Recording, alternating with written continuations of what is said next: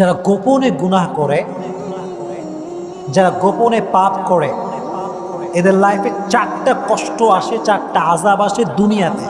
কয়টা আযাব আসে? 4টা আযাব আসে। যে ব্যক্তি গোপনে পাপ করে, গোপনে পর্নোগ্রাফি দেখে, অশ্লীল ভিডিও দেখে, গোপনে হারাম রিলেশন করে, গোপনে গোপনে সবার থেকে আড়ালে সুদ খায়, ঘুষ খায়, তার লাইফে 4টা আযাব আসে। নাম্বার 1, তার চেহারার যে নূর আছে, এই নূরটা দূর হয়ে যায়। নাউজুবিল্লাহ পড়েন প্রিয় ভাইরা, চেহারার নূর হারায় যায়। যে ব্যক্তি গোপনে গুনাহ করে তার চেহারা কোনো নূর থাকে না। আপনি দেখবেন কিছু কিছু মানুষ দেখতে কালো, কিন্তু চেহারা দেখলে মনে হয় নূরে নূরান্বিত উজ্জ্বল চেহারা। সুবহানাল্লাহ পড়ে, কারণ সে গুনাহ করে। তো চেহারা ধলা না হোক, চেহারা একটা নূর, উজ্জ্বলতা, কিউটনেস, বিউটিনেস আছে না নাই? গুনাহ করে না গোপনে। আর একজন লোক দেখতে অনেক ফর্সা, অনেক সুন্দর চেহারা, কিন্তু এত বেশি গুনাহ করে তার নূরটা দূর হয়ে যায়, জায়েল হয়ে যায়। এটা থাকে না, এটা থাকে না কলিজার টুকরা ভাইয়েরা। এই জন্য গোপনে যে গুনাহ করে তার চেহারার নূর আল্লাহ কেড়ে নেয়। আল্লাহ তুমি আমাদের সবাইকে গোপন গুনার থেকে হেফাজত করো, সকলে পড়ে আমিন। 2 নাম্বার যে আযাব তার লাইফে আসে, খুব মনোযোগ দিয়ে শুনবেন, যে গোপনে গুনাহ করে তার ইবাদতে সে কোনো স্বাদ খুঁজে পায় না, কোনো স্বাদ সে খুঁজে পায় না। আপনি দেখবেন a lot of young people, তাদের একটা কমপ্লেন যে হুজুর নামাজে আমি দাঁড়াই, but I don't have any kind of concentration, কোনো মনোযোগ নাই। আরে যুবক, কেন নাই?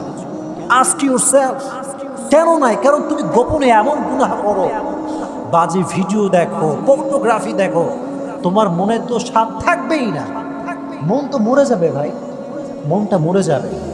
মনে রাখবেন, ইযা কুনতা ফি নি'মাতিন, হাদিস শোনেন, রাসূল কারীম সাল্লাল্লাহু আলাইহি ওয়াসাল্লাম বলেছেন, যখন তুমি কোনো নিয়ামতের ভেতরে আছো, নিয়ামতের মূল্যায়ন করো।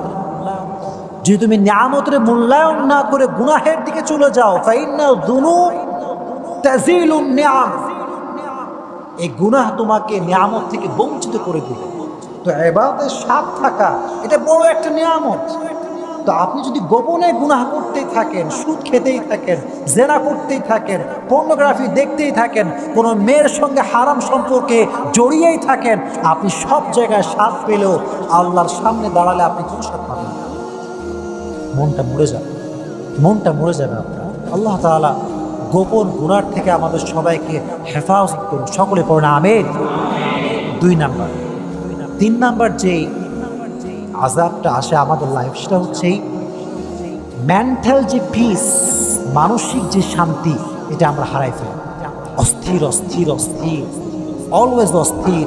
কিরে ভাই এত অস্থির কেন ভাই? ওই যে গুনাহ করছেন, গুনাহের কারণে মনের ভিতরে শান্তি আল্লাহ কেড়ে নিয়েছে, সব শান্তি কেড়ে নিয়েছে। কাফেররা যতই টাকার মালিক হোক না কেন, যত পয়সার মালিক হোক না কেন, কোরআনে আল্লাহ কি বলছে দেখেন। আল্লাহ তাআলা বলছেন, আমওয়াতুন গায়রু আহইয়া ওয়া মা ইয়াশউরুনা আইয়ানা ইউবআসুন। কাফেররা শারীরিকভাবে তারা জীবিত থাকতে পারে, মানসিকভাবে, আত্মিকভাবে they are like a dead body. They are like a dead body man. তারা জীবিত শারীরিকভাবে, কিন্তু মনটা মরা, হৃদয়টা মরা। কারণ হচ্ছে তারা এত বেশি পাপ করে, এত বেশি কাজ খারাপ করে যে তাদের মনে কোনো শান্তি থাকতে পারে। গোপনে গুনাহ করবেন না, রাজি আছেন ইনশাআল্লাহ? সর্বশেষ যে আযাবটি আসে সেটি হচ্ছে গোপনে গুনাহ করলে রিজিকে বরকত থাকবে না। রিজিকে বরকত থাকবে না। আপনি বলুন যে হুজুর আই এম গভর্নমেন্ট এমপ্লয়ার, আমার বেতন কমপক্ষে 80,000 টাকা, আমি তো গোপনে গুনাহ করি হুজুর, আমার বেতন 60,000 টাকা, 80,000 টাকা। ভাই মাথায় রাখবেন, রিজিকের বরকত মানে 80,000 টাকা বেতন মানে যে আপনার বরকত আছে তা না। মাঝে মাঝে অনেক লোক দেখবেন লাখ লাখ টাকা বেতন পায়, কিন্তু মাসের 10 দিন যাইতে না যাইতে হাত ফাঁকা। আছে না নাই? হাত ফাঁকা। ল্যাকিং অফ বারাকা, অনেক বেতন আছে বরকত নাই, এটা একটা ব্যাখ্যা। আর একটা ব্যাখ্যা শোনেন, বড়লোক ঘরের ছেলে, বড়লোক ঘরের মানুষ, ডুপ্লেক্স ট্রিপ্লেক্স হোম, বিশাল বড় প্রাসাদ বাসা, চোখের সামনে গরুর গোস্ত, মুরগির গোস্ত, ছাগলের গোস্ত, খাসির গোস্ত, দুম্বার গোস্ত, কবুতরের গোস্ত। ডাক্তার বলছে যদি বাঁচতে চাস শুধু পান্তা ভাত খাবি, শুধু যাও খাবি, আর কিচ্ছু খাবি না, খাইলে কিন্তু কালকে মরবি। রিজিকে বারাকা নাই, আছে সব খাইতে পারে না, টাকা আছে বহু খাইতে পারতেছে না। হ্যাঁ, ল্যাকিং অফ বারাকা।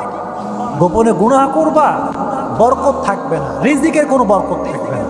আল্লাহ তাআলা আমাদের সবাইকে গোপনে যে পাপ আমরা করি, আল্লাহ আমাদের সবাইকে গোপন পাপ থেকে হেফাজত করুন। সকলে পড়ুন আমিন। আমি যে কথাগুলো বললাম আপনারা কি মনে করতেছেন, এটা কি অবাস্তব কথা না বাস্তব কথা? কথার সঙ্গে বাস্তবতার মিল আছে না নাই? তাহলে ফ্রি হলে গোপন গুনাহ করবেন না, প্রকাশ্যে গুনাহ করবেন না, just try to worship your Lord, রবের ইবাদত করবেন। রাজি আছেন ইনশাআল্লাহ? Very good. Last, and that is very important message, সেটা কি? ওয়াইলা রব্বিকা ফারগাব। ছ্যাঁকা খাইলে আগে ফেসবুকে পোস্ট মারুন। আল্লাহ বলতেছে এটা, ওয়াইলা রব্বিকা ফারগাব। আরে বান্দা, ফেসবুকে কার কাছে লিখিস? কার কাছে? মানে যুবকরা যে পোস্ট করে আমার কেউ ভালোবাসে না, কি যে একটা ছ্যাঁকা অবস্থা। আর বন্ধুরা কয় তোর মতো আবালকে কে ভালোবাসবে? কি এই কমেন্টগুলো আছে না নাই? আল্লাহ বলছে তোর যে কষ্ট লাগে ফেসবুকে পোস্ট করিস না, জায়নামাজ বিছা, দুটো হাত তুলে আল্লাহকে বল, দেখবি তোর সমস্যা যে প্রবলেম আমি আল্লাহ নিজেই তোর সলিউশন দিয়ে দেব। সুবহানাল্লাহ পড়ে।